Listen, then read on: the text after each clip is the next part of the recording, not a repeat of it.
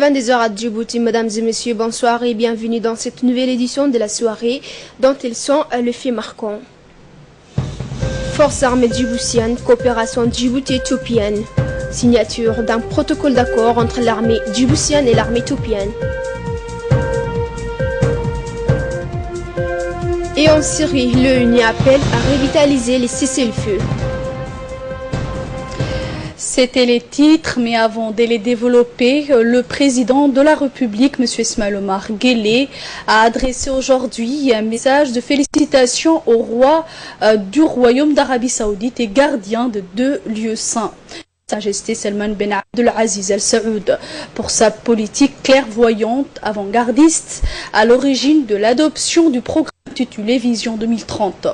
Cette vision éclairée forme l'ambition de connecter rapidement votre pays avec un développement source davantage de prospérité pour le peuple frère saoudien, a écrit en substance le président Guelleh.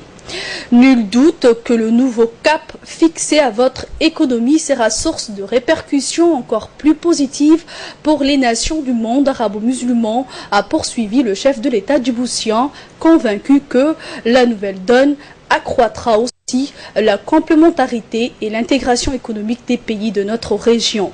Son Excellence Ismaël Omar Guelleh a également mis à profit ce message pour réitérer au roi Salman la disponibilité de la République de Djibouti servir dans le cadre de la réorientation de la politique économique du Royaume d'Arabie Saoudite de plateforme de réexportation des produits saoudiens vers les pays d'Afrique.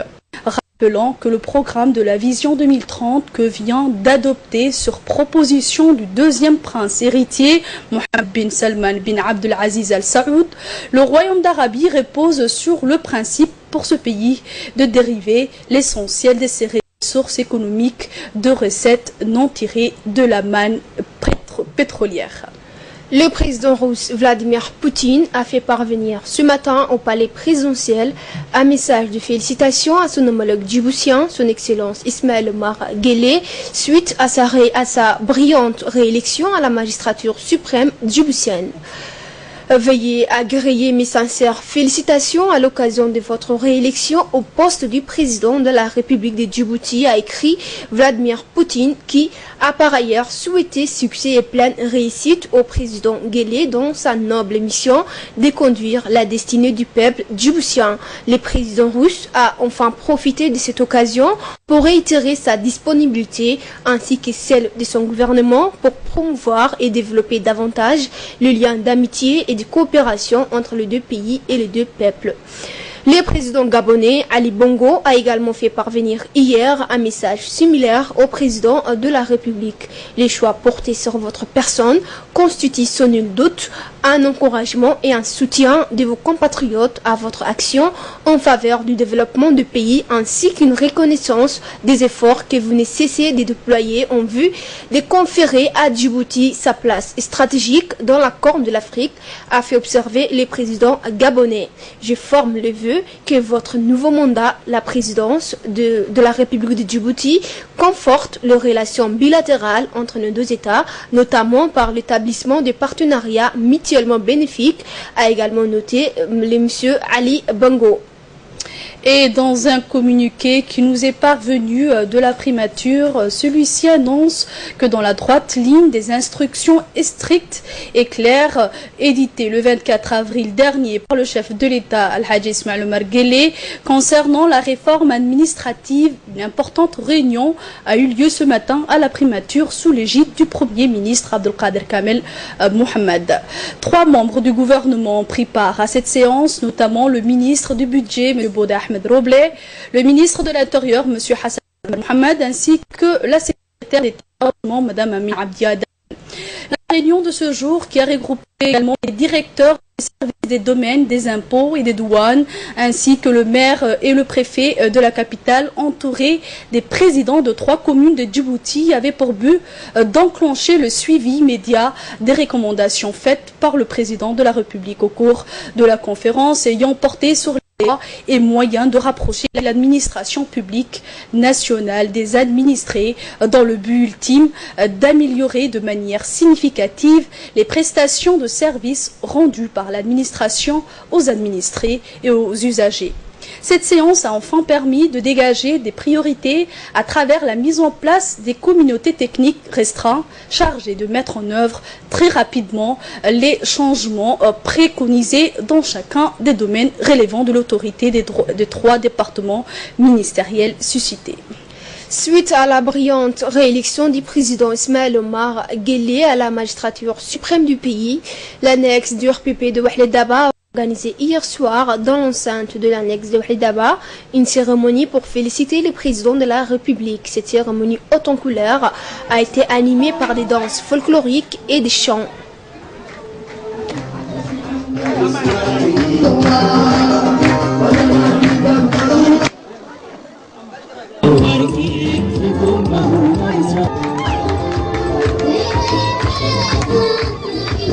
waxaan madaragtay maanta aan u joognaa waa guusha u soo hooyatay koondidaageenii mudan Ismaaciil Cumar Geelle. Président de la République et se sont dit mobilisés à ses côtés pour faire avancer son projet des sociétés auxquelles ils ont massivement adhéré le 8 avril dernier. Il était présent à cette cérémonie. Il a des félicitations la ministre de la promotion de la femme et du planning familial Hassan Barkhat Daoud, le président de la commune de Balbala Youssouf Nouhon, le président de l'annexe EPP de Ouahled Daba Aden Mohamed, des parlementaires et de nombreux invités de la société civile. annaka ku dooranay annaka u baahno soo laaman guushi waan buuxinay midda kale yar iyo weyn looma kala harin wasiiraduna waxay joogtay 25 ilbaabka horteeda waxa loo joogay shaqal loo joogay baabuur banday ku guraynay guushi iyo baabuurtaan guranayna waan helnay boqolkiiba 780 maan ku badinay. Et à ce sujet, la ministre de la promotion de la femme et du planning familial, Hassan Barkhat Daoud, a pris la parole pour adresser ses vives félicitations au chef de l'État pour sa victoire écrasante lors de l'élection présidentielle du 8 avril dernier.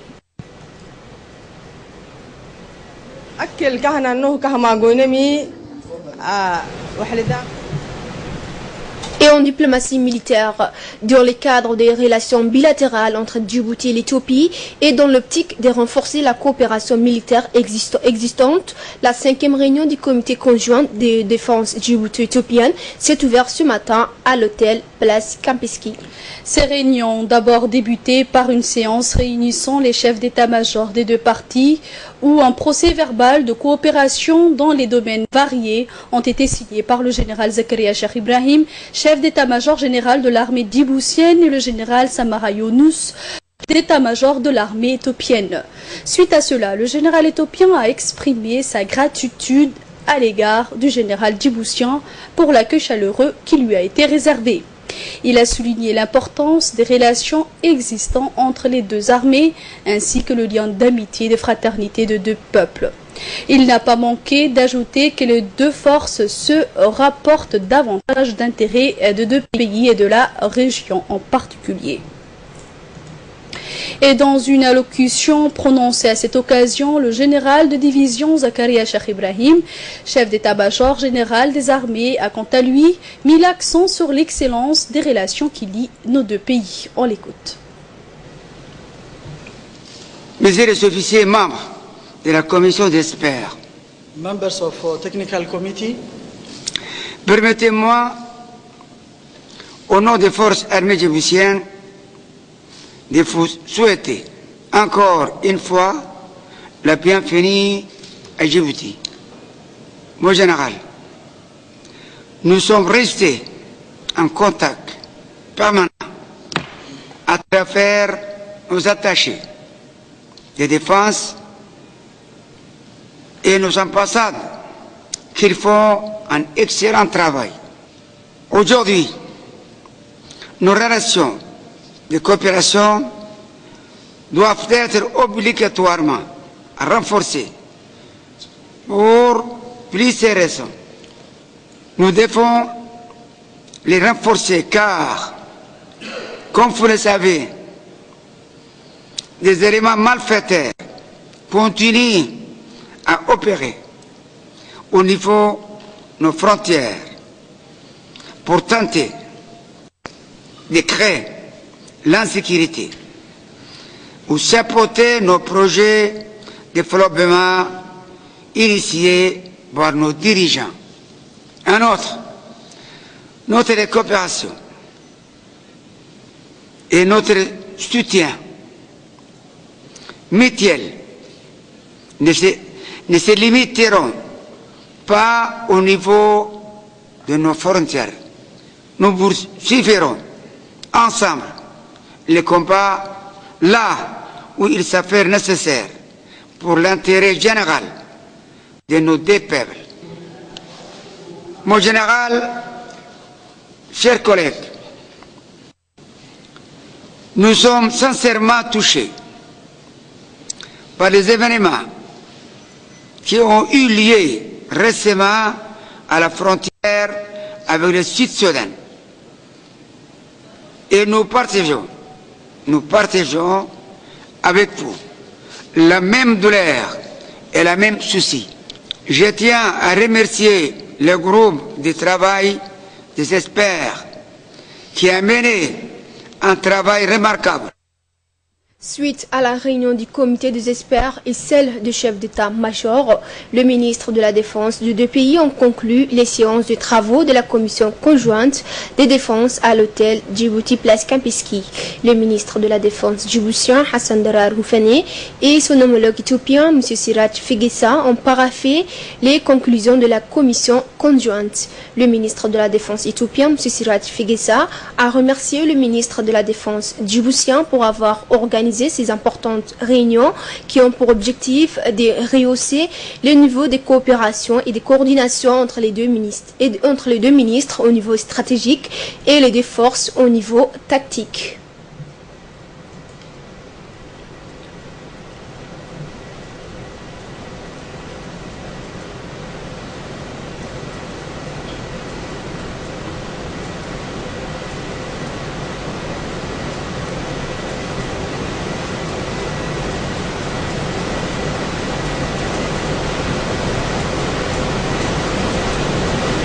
Et dans une intervention faite à cette occasion, le ministre de la Défense djiboutien Hassan Darar Houfane a pour sa part souhaité la bienvenue à la délégation éthiopienne. Voici les propos du ministre.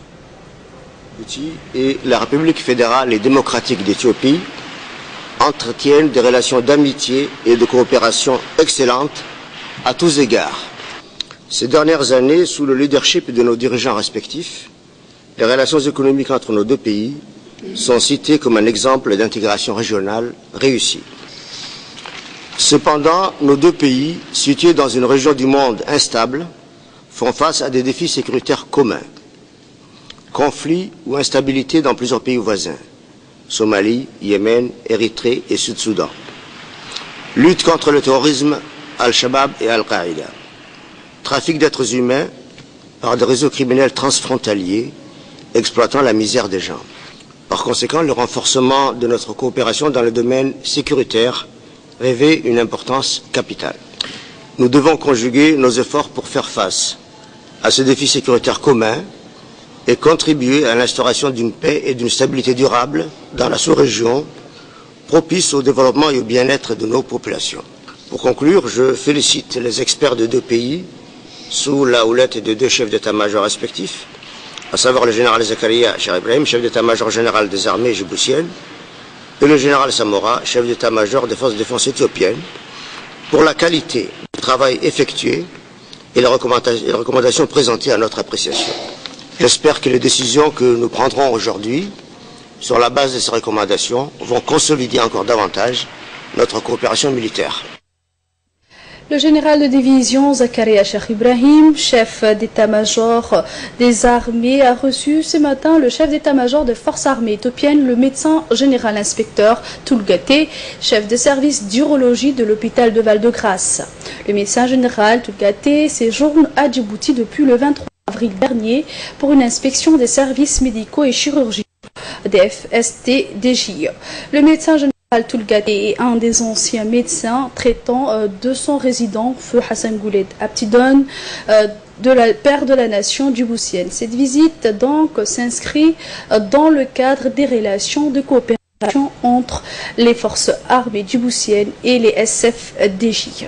Toujours en nouvelles du pays, le ministre de l'Éducation nationale et de la formation professionnelle, Dr Jamaï Moukiye, a présidé aujourd'hui une cérémonie de remise officielle des nouveaux livres annales du brevet d'enseignement fondamental entièrement conçu, édité et imprimé par le CRIPEN au chef d'établissement des collèges d'enseignement moyen de la capitale et des régions de l'intérieur. La cérémonie qui s'est déroulée au CRIPEN a vu la participation de hauts cadres du ministère ainsi que des principaux des collèges du pays.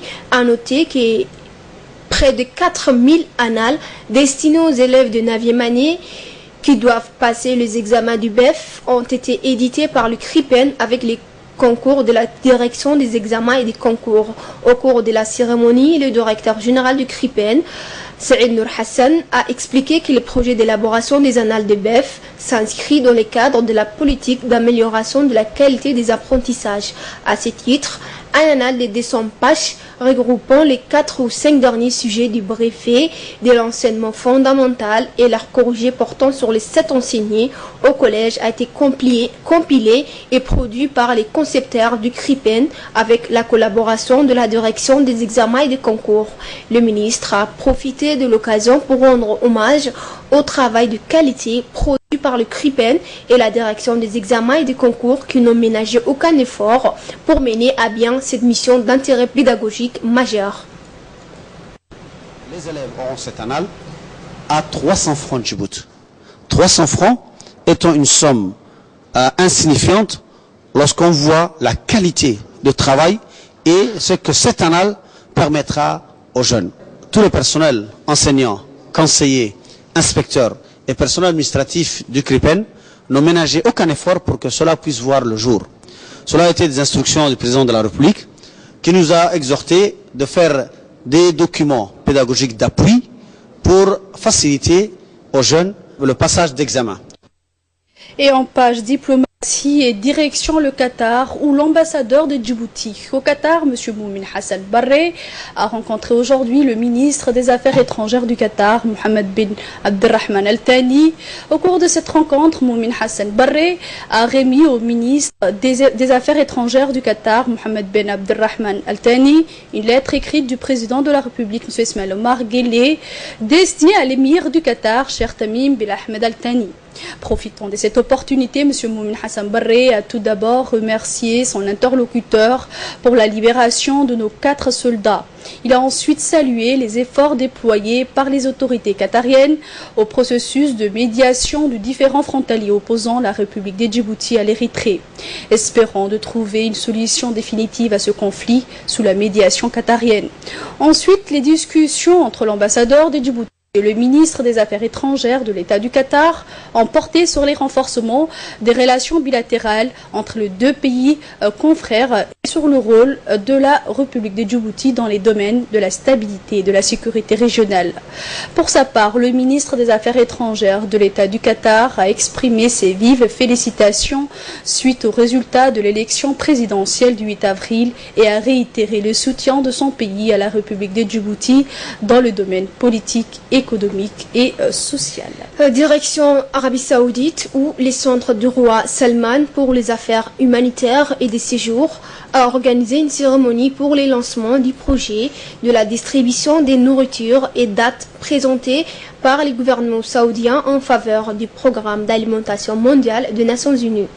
Les ambassadeurs accrédités en Arabie Saoudite ont été représentés par l'ambassadeur extraordinaire et plénipotentiaire de la République de Djibouti auprès du Royaume d'Arabie Saoudite, M. Diadine Saïd Bamakrama, doyen du corps diplomatique à Riyad, qui a prononcé un discours en présence du président général du centre et conseiller du roi, Dr Abdallah Al-Rabi'a, et des autres dizaines de invités. L'ambassadeur Djibouti a salué les gouvernements saoudiens pour son rôle historique historique, humanitaire, très général dans le monde entier depuis la création du Royaume d'Arabie Saoudite.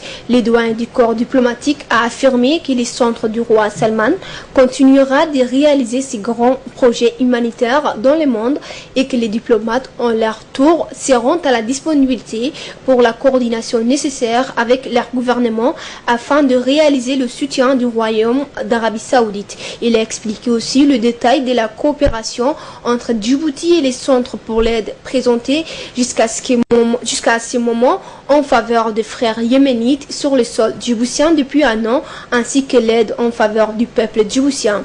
De son tour, le président a confirmé que pour la première phase, les centres dans cette période présentera un don de 4000 tonnes de dattes en faveur du PAM et d'autres 3000 tonnes d'appui direct aux pays en besoin. Les centres du roi Salman pour les affaires humanitaires et des secours a été établi depuis presque un an par les serviteurs de l'UE1, le roi Salman bin Abdelaziz, afin de présenter et exécuter les soutiens humanitaires et des secours du gouvernement saoudien dans le monde entier, ainsi que la coordination au niveau humanitaire avec les programmes des Nations Unies comme HCR, BAM, UNICEF et l'OMS. Et retour vers la capitale où le 10e anniversaire de Horizon Djibouti Terminal a été célébré aujourd'hui au Djibouti Palace Kempinski. À cette occasion, plusieurs activités étaient à l'ordre du jour, notamment la réception des produits et changement des camions ainsi que la livraison des tableaux.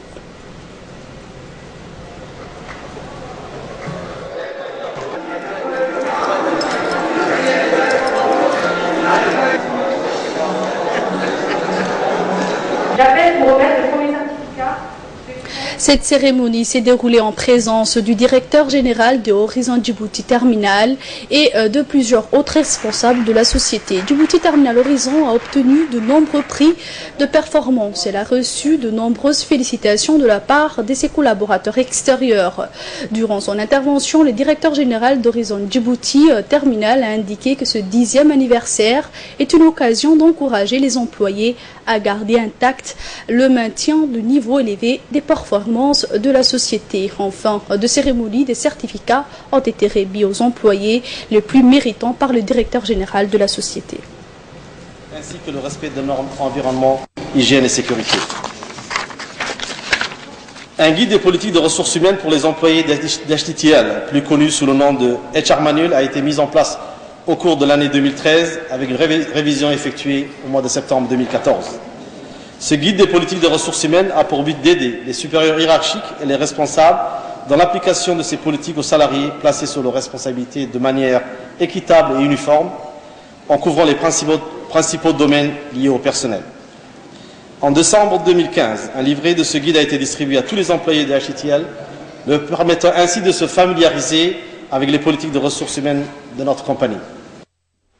Sensibilisation à présent, les comités de gestion communautaire de Hayablé a organisé hier après-midi une cérémonie de mise en place d'un nouveau comité chargé de lutter contre la mutilation génitale féminine.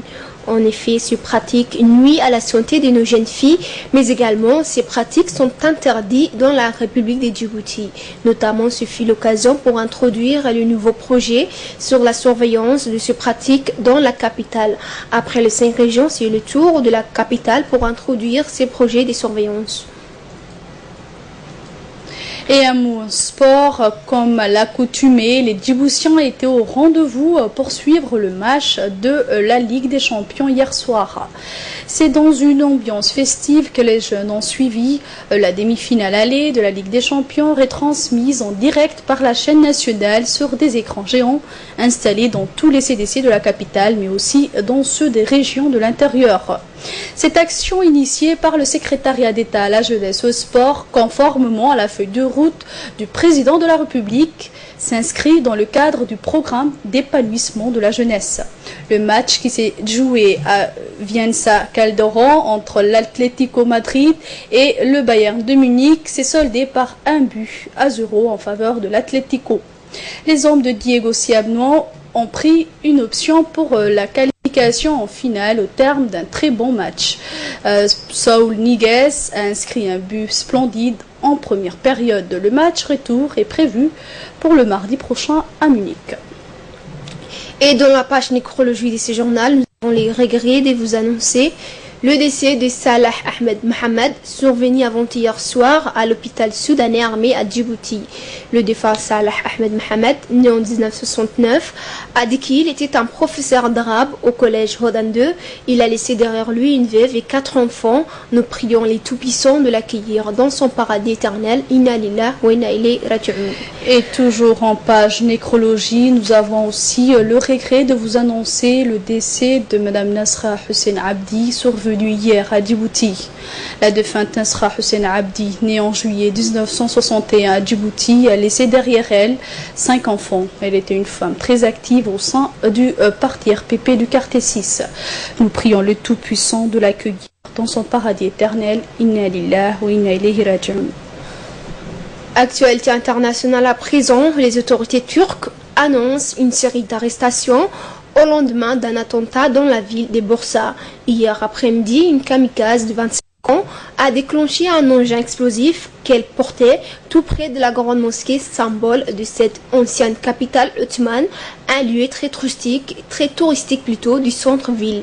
13 personnes ont été blessées. Ce matin, le ministère de l'Intérieur a indiqué que 15 suspects avaient été interpellés dans le cadre de l'enquête. La thèse d'une explosion prématurée est également mise en avant par les médias, ce qui aurait évité un bilan plus lourd.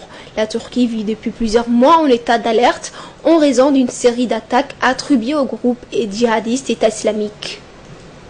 Et en Syrie, le cessez-le-feu est en grave danger et il faut le revitaliser. C'est le message de l'envoyé spécial de l'ONU, Staffan de Mistura, qui s'est exprimé hier soir à Genève à l'issue d'un 3e round de négociations. 2 semaines de discussions vaines. Les principaux représentants de l'opposition ont quitté la table des négociations pour protester contre la dégradation de la situation sur le terrain.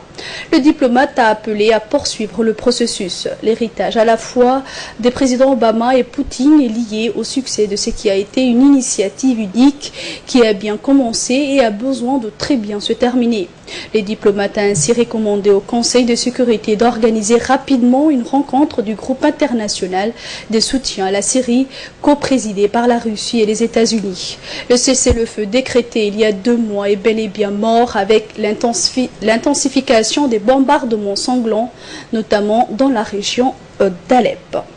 Fin de cette édition. Merci à vous de nous avoir suivis. Très bonne suite de programmes sur Télé Djibouti.